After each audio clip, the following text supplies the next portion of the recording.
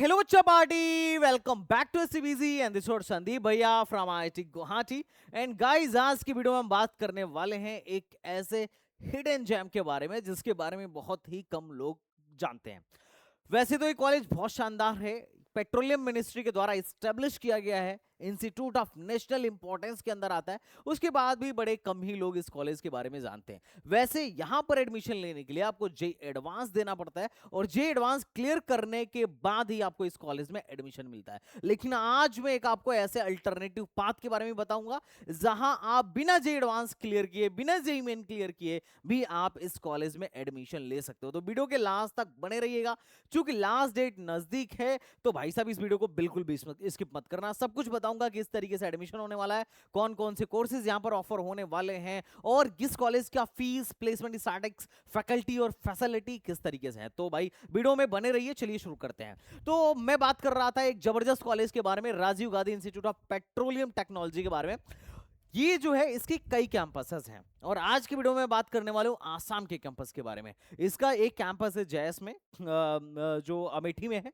दूसरा कैंपस बेंगलुरु में है और यही जो बीटेक करने बच्चे जाते हैं यहाँ पर जैस में, अमेठी आरजीआई बीटी अमेठी में जो एडमिशन करने जाते हैं, एडमिशन लेके बीटेक करने जाते हैं, उनको फाइनल ईयर में बेंगलुरु भेज दिया जाता है ताकि प्लेसमेंट अच्छा हो सके और बढ़िया एक्सपोजर मिल सके। इनफैक्ट कुछ जो आईटी सेक्टर के ब्रांचेज हैं और खासकर एआई ड्रिवन जो इनके यहाँ एनर्जी इंजीनियरिंग है, उसमें तो फर्स्ट ईयर के बाद ही ये लोग क्या करते हैं, वहां बेंगलुरु के कैंपस में भेज देते हैं। इनका एक और कैंपस है आसाम में एक और इनका कैंपस है जिसके बारे में ज्यादातर लोगों को नहीं पता है और हम इसी के कैंपस में आज की वीडियो में बात करने वाले हैं। तो ये जो कैंपस है, 100 एकड़ का कैंपस है, 2017 में इसको बनाया गया था और इसकी जो लोकेशन है शिव सागर में है और आसाम स्टेट में ये जो है इनका कैंपस है। और आसाम बड़ी ही खूबसूरत जगह है। अब खैर मैं तो वहाँ रहा ही हूँ, मैंने अपनी पढ़ाई आईआईटी गुवाहाटी से करी, तो लाइक आई नो जब तुम भी जाओगे तो तुम्हें पता चलेगा कि हाँ भाई, नॉर्थ ईस्ट है ही बहुत खूबसूरत जगह। अगर अपन इसकी बात करें, यहाँ पर इसके कनेक्टिविटी की बात करें तो यहाँ पर जो इसकी कनेक्टिविटी है, शिव सागर कैंपस का जो है आईएसबीटी गुवाहाटी से 362 किलोमीटर दूर है और जोरहट से 64 किलोमीटर दूर है। जोरहट एक जगह है आसाम में। और एएसटीसी बस स्टैंड से डिब्रूगढ़ से मात्र 80 किलोमीटर दूर है। रेलवे के साथ जो इसकी कनेक्टिविटी है ये है, शिव सागर कैंपस से शिव सागर टाउन स्टेशन का जो रेलवे स्टेशन है 5-5.5 किलोमीटर दूर है और बाकी जोरहट से 59 किलोमीटर दूर है और डिब्रूगढ़ स्टेशन से 85 किलोमीटर दूर है ये कैंपस। और अगर आपको एयरपोर्ट से जाना हो तो बाई प्लेन जाना हो तो दो ऑप्शन आपका है, एक जोरहट एयरपोर्ट का है और एक हमारे यहाँ भूपेन हजारिका एयरपोर्ट है जो कि गुवाहाटी का है। तो गुवाहाटी से थोड़ा दूर पड़ता है, जोरहट से थोड़ा नजदीक पड़ता है। तो कनेक्टिविटी इजी है, बहुत ज्यादा टफ नहीं है। ओके, अब अगर अपन यहाँ पे एडमिशन की बात करें तो मैं जिस कोर्स के बारे में बताने वाला हूँ, पहले लेट मी टेल दैट ये स्पेशली मैं उन बच्चों के लिए बताने वाला हूँ जो क्लास 10th के बाद क्या करने वाले हैं, क्लास 10th के बाद एडमिशन लेना चाहते हैं किसी टेक्निकल डिग्री में। ये लोग क्या करते हैं, डिप्लोमा भी कराते हैं, बीटेक भी कराते हैं और पीएचडी भी कराते हैं। तो इस कैंपस में पर्टिकुलरली क्या होता है, डिप्लोमा का कोर्स होता है और डिप्लोमा में मजे की बात है कि यहाँ से डिप्लोमा करने के बाद एक सर्टेन क्राइटेरिया है, अगर आप उस क्राइटेरिया को फुलफिल करते हो तो आपको आरजीआईपीटी अमेठी वाले कैंपस में बीटेक में एनरोलमेंट मिल जाता है। नॉर्मली एक बच्चा जो है उसको आरजीआईपीटी अमेठी में एडमिशन लेने के लिए आज के टाइम में जेई एडवांस क्लियर करना पड़ेगा। लेकिन अगर तुम इनके इंटरनल स्टूडेंट हो, इनके यहां से ही डिप्लोमा कर रहे हो, तो बिना जेई एडवांस के भी यहां पर क्या हो जाता है, एडमिशन मिल जाता है। क्राइटेरिया क्या है इस वीडियो में बताऊंगा। तो ये वीडियो डेडिकेटेड है उन बच्चों के लिए जो क्लास 10th पास आउट हैं और अपने लिए एक डिप्लोमा इंजीनियरिंग जैसा कोर्स देख रहे हैं और डिप्लोमा के बाद आगे फर्दर बीटेक करना चाहते हैं। हालांकि रिकमेंडेड बीटेक है, प्लेसमेंट यहाँ डिप्लोमा में भी होता है, पर मैं हमेशा रिकमेंड करता हूं कि डिप्लोमा वाले को लेटरल एंट्री के थ्रू बीटेक जरूर कर लेनी चाहिए। अगर अपन बात करें यहां पर कौन कौन से ब्रांचेस हैं, तो यहां पे chemical engineering, petroleum engineering, mechanical, electronic and instrumentation, fire and safety engineering और इलेक्ट्रिकल इंजीनियरिंग जैसे ब्रांचेस हैं। ये कॉलेज मशहूर है केमिकल और पेट्रोलियम के लिए। अब अगर अपन बात करें कि यहां पर एडमिशन का प्रोसीजर क्या रहने वाला है, तो देखो यार, यहां पर जो है ये डायरेक्ट एडमिशन है जो राउंड 3 है। इसके ऑलरेडी 2 राउंड हो चुके हैं। जो राउंड 3 है वो बेस्ड ऑन क्लास 10th के मेरिट पर है, मतलब बिना एग्जाम के भी यहाँ पर बेस्ड ऑन क्लास 10th के मेरिट पर एडमिशन ले सकते हो। और 2 राउंड्स निकल चुके हैं, अप्रैल से इनका फॉर्म ओपन हो गया था, अभी भी सीटें वैकेंट हैं। राउंड 3 में बच्चों के एडमिशंस हो सकते हैं और जस्ट इसके लिए कोई एग्जाम की भी जरूरत नहीं है फिलहाल में। हालांकि इनका जो एलिजिबिलिटी क्राइटेरिया था, जो एडमिशन का क्राइटेरिया था, लेट मी टेल यू, यहाँ पर जो एडमिशन का क्राइटेरिया था वो ये था कि बच्चा जो है ये जो क्या बोलते हैं, जो ये स्टूडेंट है एटलीस्ट उसका क्लास 10th जो है कंप्लीट होना चाहिए और must have secured 60% for general OBC EWS and SC ST PWD के केस में 55% होना चाहिए। तो आपके क्लास 10th के मार्क्स चाहिए होते थे यहाँ पर एडमिशन लेने के लिए। यहाँ पर एडमिशन लेने के लिए क्लास 10th आप पास आउट होने चाहिए थे और साथ ही साथ आपको क्या देना होता था, DAT देना होता था, डिप्लोमा एडमिशन टेस्ट एग्जाम होता है यहाँ पर। DAT डिप्लोमा एडमिशन टेस्ट करके एक एग्जाम होता है।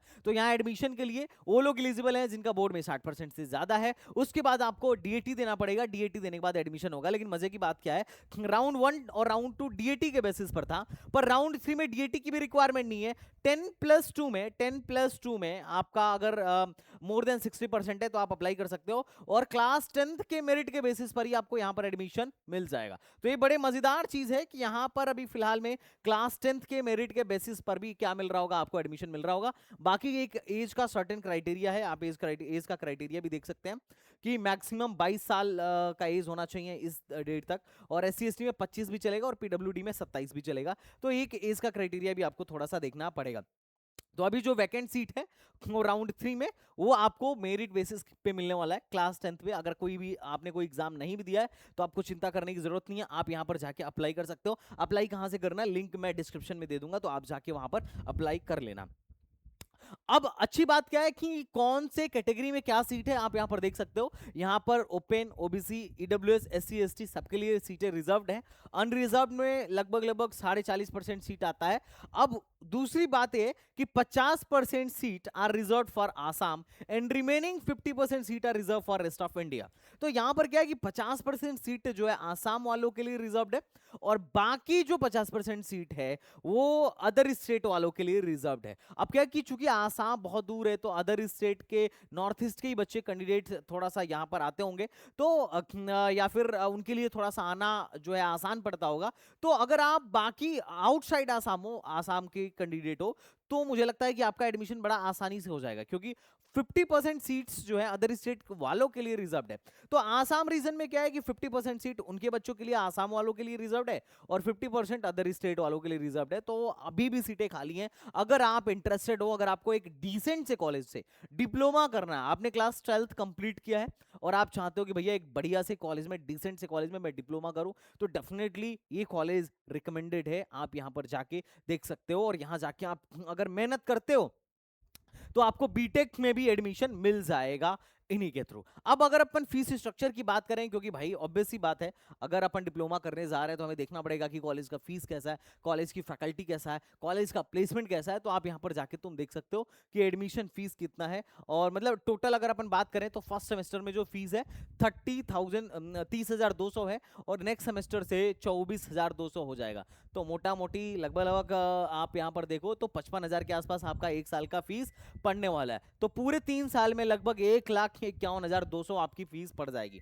तो डिप्लोमा के हिसाब से तो फीस थोड़ी सी महंगी है, बट फिर भी ठीक है। अगर कैंपस बढ़िया हो, कॉलेज बढ़िया हो तो वर्थ इट है। बस ये है कि लोकेशन थोड़ा सा आपको आसाम में देखने को मिल जाएगा। कुछ लोगों के लिए हो सकता है प्रेफरेबल हो, कुछ लोगों के लिए हो सकता है नहीं प्रेफरेबल हो। तो जाने से पहले मैं रिकमेंड करूंगा कि थोड़ा आप रिसर्च करके जा सकते हो। बाकी कॉलेज अच्छा है, ब्रांड वैल्यू ठीक है। अगर हॉस्टल फीस की बात करें तो पर सेमेस्टर 28,000 मिस लगा के आपको हॉस्टल फीस देखने को मिल जाएगा। तो टोटल आपको हॉस्टल फीस जो है यहां पर 1,68,000 देखने को मिल जाएगा। तो अगर आप हॉस्टल, खाना पीना रहना अगर लेके कैलकुलेट करो तो कम से कम 3,20,000 आपका 3 साल का फीस पड़ने वाला है, अगर हम RJ PTM अमेठी की बात करें।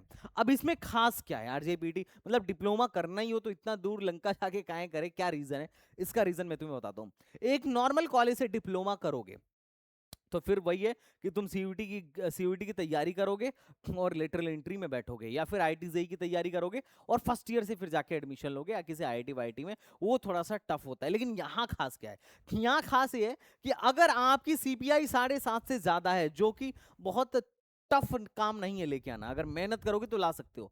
तो यहां पर क्या है, जैस वाले कैंपस में आपको एडमिशन मिल जाएगा बीटेक में। अब सोचिए, अब ध्यान से सुनिए, बीटेक में यहाँ पे क्या मिल जाएगा बेटा, आपको एडमिशन मिल जाएगा।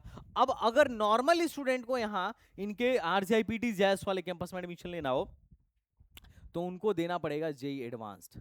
और जेई एडवांस जो है, आईआईटी जेई का जो एग्जाम है, इंडिया में सबसे टफेस्ट एग्जाम है। इससे टफ एग्जाम इंडिया में है ही नहीं यूजी लेवल पर।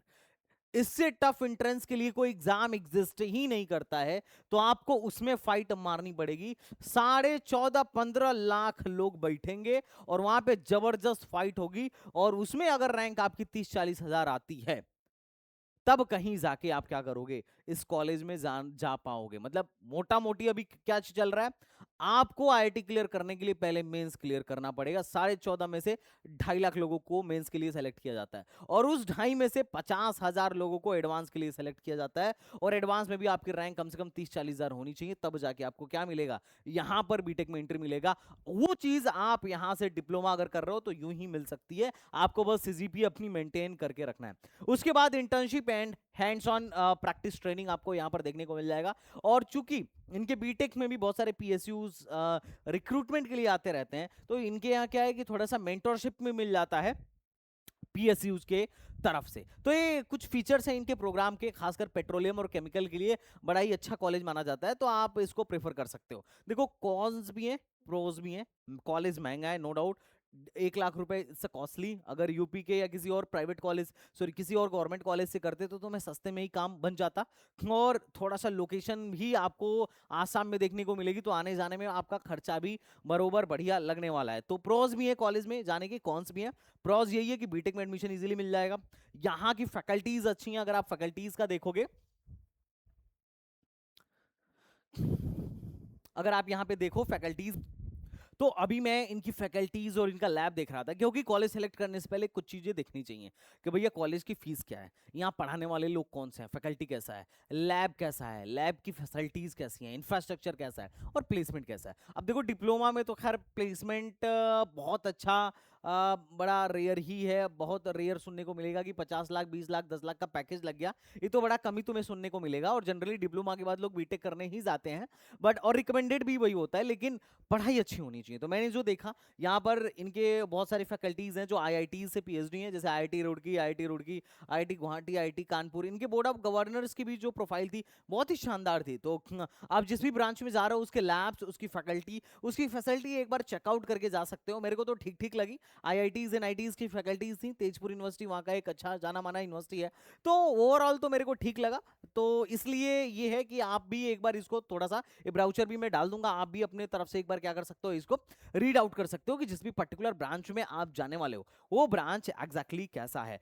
तो अपन अगर बात करें तो ये कुछ फीचर्स हैं जहां पर मतलब जो फीचर मतलब मेरे को तो बड़ी सही लगे, क्योंकि अगर कोई बच्चा है, स्टूडेंट जो है सिक्योरिंग 95%, अगर 10th में कोई 95% से ज्यादा सिक्योर करके इनके पास आता है, तो ये लोग कोई फीस नहीं ले रहे हैं। 110% क्या कर लेते हैं, ट्यूशन फीस वेवियर दे देते हैं। इनका करिकुलम जो है इंडस्ट्री ओरिएंटेड है, स्पोर्ट्स वगैरह में और बाकी सारी चीजों में भी इन लोगों ने क्या कर रखा है, मतलब स्पोर्ट्स वगैरह की फैकल्टी दे रखी, फैसिलिटी दे रखी है। और ट्रेनिंग एंड प्लेसमेंट की भी अपॉर्चुनिटी है। मतलब यहाँ पर क्या है कि आरजीआईपीटी facilitating on campus training and placement opportunities in PSUs and top industries। तो इनका कहना है कि PSUs और टॉप के इंडस्ट्री में भी क्या कर रहे हैं, अपने बच्चों को भिजवा रहे हैं। तो ये सारी चीजें हैं। बाकी स्कॉलरशिप में भी इन लोगों ने क्या दे रखा है कि मेरिट कम मीन बेसिस पर 25% फीस माफ कर सकते हैं कुछ बच्चों का, वो डिपेंड करेगा मेरिट के बेसिस पर। और एनएसपी, अगर आप यहाँ से पढ़ रहे हो तो जो बाकी कॉलेजों में भी एनएसपी वाली स्कॉलरशिप में बच्चे अप्लाई करते ही हैं, आप भी करके ले सकते हो। और अगर बोर्ड में आपके 95% है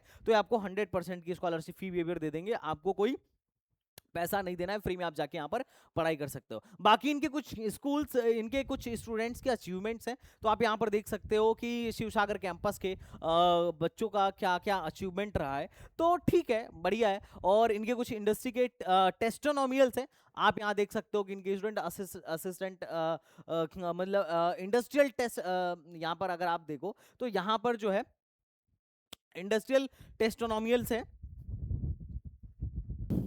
तो इनके स्टूडेंट्स के बारे में इंडस्ट्री के लोगों का क्या कहना है, जैसे कि नॉर्थ ईस्ट फ्रंटियर रेलवे के जो सीनियर सेक्शन मैनेजर हैं, उन्होंने इनके बच्चों की तारीफ करी, यहाँ के कैंडिडेट्स की तारीफ करी, तो इसके बारे में इन लोगों ने अपना दिखा रखा है, जो कि ठीक है। काफ़ी सारे फीडबैक्स आप यहाँ पर देखने को मिल सकते हो। इनके यहाँ रिक्रूट करने के लिए कौन कौन सी कंपनीज आती है, तो आपको इंडियन ऑयल, एनआरएल, बीपीसीएल और एलएनटी जैसे बहुत सारी आपको कंपनीज, टॉप नोच कंपनीज देखने को मिल जाएंगी, जिसमें गेल हो गया, ओएनजीसी हो गया, ये सारी की सारी जो हैं ये पीएसयूज हैं। पीएसयू में समझो कि सरकारी नौकरी जैसा मामला रहता है, जो पीएसयूज कैंपस से आके रिक्रूट करती हैं। एज अ बीटेक कैंडिडेट हम लोग को गेट देना पड़ता है, और गेट देने के बाद इन पीएसयूज में ज्वाइनिंग होती है, तो अच्छा पे आउट रहता है। बाकी तो खैर, अगर आप अपने भी अगर आप क्लास 10th में हो या क्लास 12th में हो और आप चाहते हो कि भैया मैं अभी अपने करियर डिसीजन को लेकर थोड़ा सा टेंशन में हूँ, मेरे को समझ में नहीं आ रहा है, मेरे को डिप्लोमा करना चाहिए, बीटेक करना चाहिए, या क्या करना चाहिए जीवन में, इंजीनियरिंग के लाइन में अगर आप जाना चाहते हो, तो आप डेफिनेटली हमारी टीम से कंसल्ट कर सकते हो। We are from STBZ and this is one of the best counselling platform, जहां पर हम बच्चों की मदद करते हैं कि आपके करियर के लिए क्या सही चुनाव होगा। तो आप हमारा एप्लीकेशन डाउनलोड करना मत भूलना, और अगर कोई भी कंफ्यूजन हो तो यू कैन जस्ट कॉल अस। तो आई होप आपको ये वीडियो अच्छी लगी होगी। अगर आप डिप्लोमा करना चाहते हो तो ये आपके लिए बढ़िया अपॉर्चुनिटी हो सकती है, खासकर केमिकल और पेट्रोलियम जैसे ब्रांच में। बाकी अगर कोई और डाउट हो तो अपनी नीचे कमेंट बॉक्स में बताना, आई विल आंसर। चलो मिलता हूँ नेक्स्ट वीडियो में, तब तक के लिए बाय बाय, टाटा एंड जय Hind. Thank you so much, thank you बच्चों।